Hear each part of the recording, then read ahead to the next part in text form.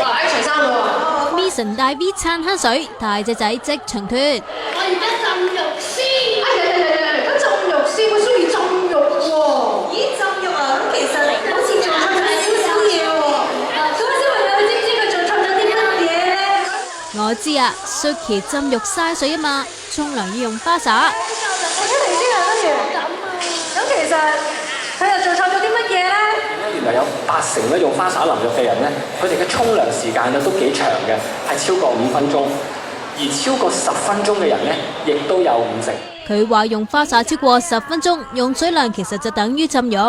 如果我哋全香港所有嘅市民咧，都由沖涼10分鐘變成花灑淋浴5分鐘嘅話咧，我哋一年咧所減嘅碳排放咧就可以去到78000公噸。原來慳水同時會節省能源，事關運輸、食水同處理污水都好嘥 energy 㗎。